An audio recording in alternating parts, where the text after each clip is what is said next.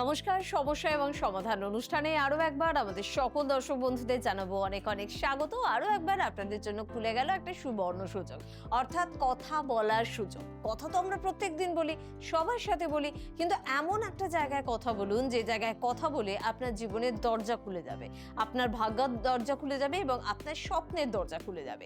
ঠিক সেরকমই একটা অনুষ্ঠান কিন্তু আমাদের সমস্যা এবং সমাধান অনুষ্ঠান। আর অবশ্যই এই অনুষ্ঠান মানেই উপস্থিত থাকেন আমাদের সকলের প্রিয় মানুষ, অর্থাৎ অধ্যাপক শ্রী জয়দীপ শাস্ত্রী। অবশ্যই তাকে জানাবো প্রথমে অনেক অনেক ধন্যবাদ এবং স্বাগত। নমস্কার, জয় শ্রী ঠাকুর রামকৃষ্ণ, জয় শ্রী ঠাকুর রামকৃষ্ণ, জয় শ্রী ঠাকুর রাম। সমস্যার সমাধান অনুষ্ঠানে আপনাদের সবাইকে স্বাগত জানাই। আজকেও কিন্তু আমরা অনেক কোশ্চেন উত্তর নিয়ে এসেছি এবং আমাদের কিন্তু অনেক কোশ্চেন পড়েছে আজকে এবং বিভিন্ন রকম বিষয় নিয়ে কোশ্চেন করা হয়েছে এবং সেই কোশ্চেনের অ্যান্সার কিন্তু আজকে আমি দেবো। দেখি আমাদের প্রথম কোশ্চেন কি আছে। একদম আমাদের সঙ্গে উপস্থিত অধ্যাপক শ্রী জয়দেব শাস্ত্রী। তো এই শাস্ত্রীজিকে আপনি বহু প্রশ্ন করেন, সেরকমই একটি প্রশ্নের উত্তর আজকে প্রথমেই খুঁজে নেওয়ার চেষ্টা করব এবং যে প্রশ্নটি এসছে কিছুটা গৃহ বিবাদ এবং বাস্তু দোষ সংক্রান্ত, তাই এরকম সমস্যা যাদের রয়েছে তারও একটু মনোযোগ সহকারে শুনবেন। লিখেছেন অনির্বাণ মুখার্জি, বয়স হচ্ছে 42 বছর। তিনি বর্ধমান থেকে লিখছেন যে আমার বাড়িতে ঢোকা মাত্রই অশান্তি শুরু হয়ে যায়। তুচ্ছ কারণে স্ত্রী এবং সন্তানদের সঙ্গে ঝগড়া হচ্ছে, কিন্তু বাইরে স্বভাবে আমি খুব শান্ত প্রকৃতির মানুষ। এটা কি কোনো অভিশাপ? প্রশ্ন অনির্বাণ বাবু, এবং অবশ্যই শাস্ত্রীজির থেকে শুনে নেব। নিশ্চয়ই দারুণ একটা কোশ্চেন করেছে। সত্যি বাড়ি কিন্তু একটা আলাদা জিনিস থাকে এবং অনির্বাণ বাবু আপনার বাড়িতে বাস্তু পুরুষ, জানেন তো প্রত্যেকের বাড়িতে কিন্তু বাস্তু পুরুষ। তো বাস্তু পুরুষ যদি অসন্তুষ্ট অথবা গৃহের দক্ষিণ পশ্চিম কোণে কোনো ভারী অশুদ্ধি রয়েছে, তাহলে জ্যোতিষ মতে রাহু যদি চতুর্থ ভাবকে মানে সুখ স্থান পীড়িত করে, তবে মানুষ নিজের বাড়িতেই শান্তি পায় না। বুঝতে পারলেন? তো আমাদের জ্যোতিষ ও তন্ত্রে একটা প্রতিকার আছে। ঘরের প্রতিটি কোণে সন্ধ্যাবেলায় গঙ্গা জল ও গোমূত্র ছিটিয়ে, গোমূত্র প্রধান দরজার উপরে, ভেতরে ও বাইরে গণেশ ঠাকুরের মূর্তি বা ছবি স্থাপন করুন। শোয়ার ঘরের কোণে একটি ছোট পাত্রে সামুদ্রিক লবণ মানে কি সি সল্ট রাখুন। প্রতিদিন সন্ধ্যায় 108 বার জপ করুন কি ওং শান্তি কর্মণ্যে নমঃ। একটা বাণী বলবো। মহাত্মা গান্ধী বলতেন, পরিবার হলো ধৈর্যের পাঠশালা। বাড়িকে মন্দির মনে করুন, সেখানে ক্রোধের প্রবেশ নিষিদ্ধ রাখুন। এটা যদি নিয়মিত পালন করতে পারেন আর আমার কথা শুনে যদি চলতে পারেন, তাহলে অনেক সমস্যার সমাধান এমনিতেই কিন্তু হয়ে যাবে। একদম, কারণ এই সিটটাতে বসে প্রচুর মানুষের সমস্যার সমাধান কিন্তু তিনি করেছেন। হয়তো ছোটবেলা থেকে এই নেশাটা তার মধ্যে ছিল। একটু মাঝে মাঝে জানতে ইচ্ছে করে শাস্ত্রীজি, যে এতটা দায়িত্বমূলক একটা কাজ, মানুষের জীবনকে বদলে দেওয়া, তাদের সমস্যা থেকে বের করে আনা, মানে এই চিন্তাটা কি একদম ছোটবেলা থেকে আপনার মাথায় ছিল? সত্যি কথা বলতে তোমাকে একটা কথা বলি, আমাদের পরিবারে না এই সাবজেক্টটা নিয়ে বহু বছর ধরে কিন্তু চর্চা চলছে। আচ্ছা, মানে আমাদের 14 পুরুষ, মানে আমাকে নিয়ে 14 পুরুষ। আচ্ছা, এবার আচ্ছা, আমার আচ্ছা, পরে যে আসবে তাকে নিয়ে 15 পুরুষ। 15 হয়ে যাবে। হ্যাঁ, তো এই 14 পুরুষ ধরে আমাদের এই কাজটি চলছে। তো জ্যোতিষ তন্ত্র আমাদের একটা মানে ঘরোয়া ব্যাপার। আমাদের প্রত্যেকটা কর্মে, প্রত্যেকটা কাজে আমি মনে করি যে আমাদের কর্মই আমাদের ভাগ্যের চাবিকাঠি। ঠিক কথা। আমি মনে করি আমি যেরকম কাজ করব সেরকম আমার ভাগ্যের দ্বার কিন্তু খুলবে। আমি যদি মনে করি আমি ঘুমিয়ে আছি, শুয়ে আছি, তো আমাকে ভগবান এসে অনেক কিছু দিয়ে যাবে, এটা ভুল। ঠিক কথা। তোমাকে তখনই দেবে তোমার কর্ম দেখে। তোমার কর্ম যদি সঠিক হয় তুমি সাকসেস পাবে, আজ নয় কাল। তো সেই জায়গা থেকে আমার বাবার কথায়, আমার দাদুর কথায়, আমার জ্যাঠার কথায়, তো আমার বাবারা না 6 ভাই, জানো তো? আচ্ছা, 6 ভাই। তো আমার দাদু একজন বিখ্যাত অ্যাস্ট্রোলজার, বিখ্যাত তান্ত্রিক। আচ্ছা, তো আমাদের এই দেখা যে আমার বাবারা 6 ভাইয়ের মধ্যে 5 ভাই কিন্তু মারা যায়। আচ্ছা, মানে এই তন্ত্র, এই জ্যোতিষের এই কাজটা কিন্তু খুব একটা সহজ ব্যাপার নয়। তো দাদু ম্যাক্সিমামটা বাবাকে দিয়ে গেছে। বাবা হুম আমাকে দিতে চায়নি, হুম যে আমার 5টা ভাই যেহেতু মারা গেছে হুম এই বিদ্যার জন্য, একটা ভয় ছিল তার ভয় মনে। কাজ করছে, তো হুম, আমার ছেলেকে আমি কেন দেবো? দাদু আমাকে কিন্তু লুকিয়ে লুকিয়ে এই চর্চাতে কিন্তু আস্তে আস্তে দাদু দেখেছে কিছু হুম। একটা আছে, কিন্তু বাবা দিতে চায় না। হুম বাবা যখন দেখলো যে এর 2 বছর 5 বছর 10 বছর 5-6 বছরের মধ্যেই, যখন আমার 5-6 বছর বয়স, তখন ছেলে খেলবে, খেলাধুলো করবে, তখন সে মূর্তি তৈরি করে ঠাকুরের সেই মাটি দিয়ে মূর্তি বানাচ্ছে, ঠাকুর পুজো করছে, ফুল নিয়ে আসছে কোথাও থেকে, সে নিজে নিজে করছে বিভিন্ন মানে দাদুর মতো আমি কাউকে হাত টেনে দেখছি। হুম তো এইসব দেখে বাবা আর থাকতে পারে। হুম বাবা তখন ছোটবেলা থেকেই আমাকে শেখানো শুরু করছে আর কি। হুম তো দাদু বাবার এই দুজনের যুগলবন্দিতে আজকে বহু কিছু পেয়েছে, একদম। বহু কিছু পেয়েছে। মানে আমি শুধু জানতাম যে শাস্ত্রীজি পড়াশোনা করে জায়গাটাকে অর্জন করেছে, তা নয়, রক্তে আছে। রক্তে আছে, রক্তে থাকাটা ভীষণ এবং দরকার এই কিন্তু। সাবজেক্টটা নিয়ে প্রচুর পড়াশোনা করেছে।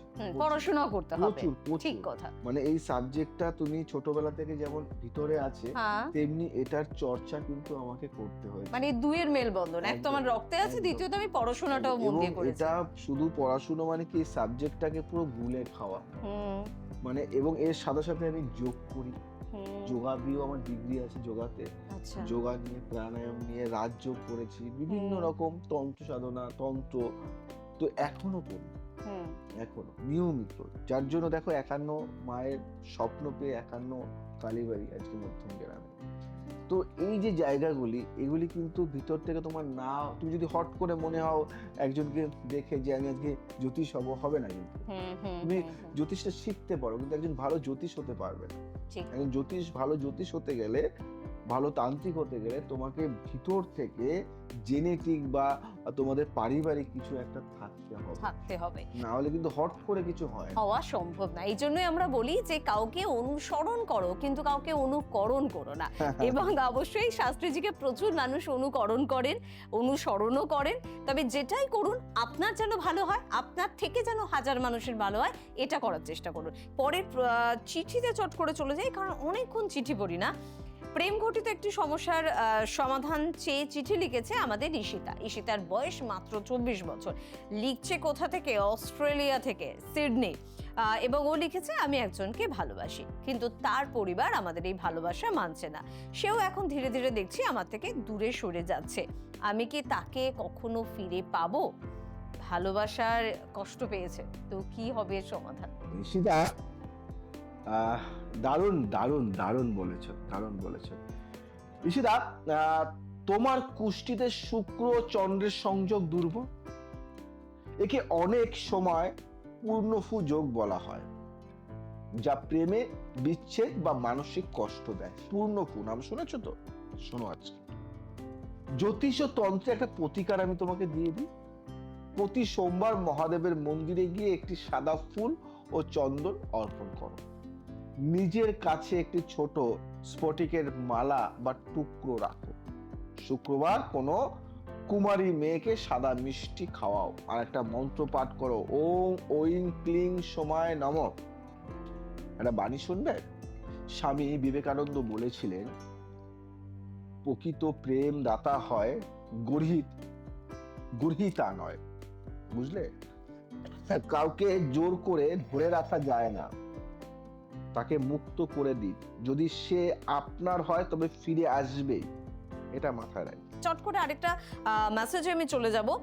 মামলা মোকদ্দমা বিষয়ে একটা আমরা মেসেজ পেয়েছি পাটনা থেকে রণজয় সিংহ। তিনি মেসেজ করেছে, 52 বছর বয়স। তিনি বলেছে, পৈতৃক সম্পত্তি নিয়ে গত 10 বছর ধরে মামলা চলছে, টাকা এবং সম্মান দুই যাচ্ছে। এই লড়াই থেকে নিষ্কৃতি পাওয়ার উপায় কি? দারুণ দারুণ একটা কথা বলেছে, দারুণ কথা বলেছো। মানে আমি একটা কথাই বলবো যে রণজয় বাবু, ষষ্ঠপতি শত্রু স্থান, বুঝতে পারলে? এবং শনির অশুভ প্রভাবে আইনি জটিলতা দীর্ঘস্থায়ী হয়। রাহুর দশা চললে অনেক সময় নির্দোষ ব্যক্তিও ফেঁসে যায়। জ্যোতিষ ও তন্ত্রে এর একটা প্রতিকার আছে। প্রতি শনিবার একটা লেবু 4 টুকরো করে নির্জন মোড়ে চারদিকে ছুঁড়ে দিন, পেছনে ফিরে তাকাবেন। মা কালীর মন্দিরে একটি জবা ফুল দিয়ে প্রদীপ জ্বালান। একটা আলাদা টোটকা কিন্তু এটা। আর একটা মন্ত্র বলবো শত্রুকে থামানোর জন্য। ওম ক্রিং কালীকে নমঃ, মানে কালিকায় নমঃ। একটা বাণী বলি, ধর্মগ্রন্থে বলা হয়েছে অন্যায়ের প্রতিবাদ করা ধর্মের অংশ, কিন্তু লোভের বর্ষবর্তী হয়ে বিবাদ করা বিনাশের মূল। ন্যায়ের পথে থাকুন, বিনাশের মূল ন্যায়ের পথে থাকুন, জয় হবেই, জয় হতেই হবে। তাই আমি জয়দেব শাস্ত্রী, আমি তোমাদের সবসময় একটা কথা বলি যে জীবনে প্রত্যেকটা মানুষের সমস্যা থাকবে, তার সমাধানও আছে। আমি জয়দেব শাস্ত্রী কথা দিচ্ছি তোমাদের সবাইকে যে সমস্যা থাকলে চিন্তা করবে না, ভাববে তোমাদের পাশে, তোমাদের সাথে একজন গাইড হিসেবে আছে, একজন গাইড ফিলোজফার হিসেবে সবসময় থাকবে। আমি যেমন তোমাদের সমস্যার সমাধান করি, চেষ্টা করি অনেক মাধ্যম দিয়ে, তেমনি কিন্তু আমি পড়াই এই সাবজেক্টে। আমার একটা ইনস্টিটিউট আছে, যে ইনস্টিটিউটে অনেক ছাত্রছাত্রী পড়ছে এবং এখানে থেকেও পড়তে পারে বা আসা যাওয়ার পরেও পড়তে পারে। তাই যারা চাইছো যে জ্যোতিষটাকে, তন্ত্রটাকে, বাস্তু নিয়ে, সংখ্যাতত্ত্ব নিয়ে, গ্রাফোলজি নিয়ে একটা পেশা হিসাবে বা স্বনির্ভর হতে চাইছো, বা মানুষের পাশে থাকতে চাইছো, বা আমার মতো কাজ করতে চাইছো, তাহলে আর দেরি নয়, আর ভাবতে হবে না, এখনই কন্টাক্ট করো। উচ্চ মাধ্যমিক পাশ করলে বা বিএ পাশ করলেই আমার এখানে কোর্স করা যায়। প্রথম উচ্চ মাধ্যমিক পাশ করলেই কিন্তু তুমি বেসিক কোর্সটা করতে পারো, বা যদি মনে করো যে আমি গ্রাজুয়েট হয়েছি, তবুও তুমি এখানে সব রকমের কোর্সগুলি করতে পারো। কন্ট্যাক্ট করো, আমি আছি তোমাদের সহযোগিতায়, তোমাদের সাথে, তোমাদের পাশে সবসময়ের জন্য।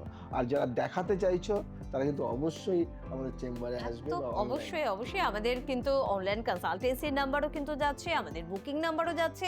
মনে রাখবেন সকাল 10টা থেকে বিকেল 5টার মধ্যে ফোন করুন, অধৈর্য হবেন না। চান্স আপনারও আসবে, সুযোগ আসবে, আপনার আসবে গুরুজি বা শাস্ত্রীজির সঙ্গে দেখা করার। তো আজকে সময় মনে হচ্ছে সময় একদম খুবই নেই। কম, আজ আসি, আবার আসবো নতুন কিছু নিয়ে।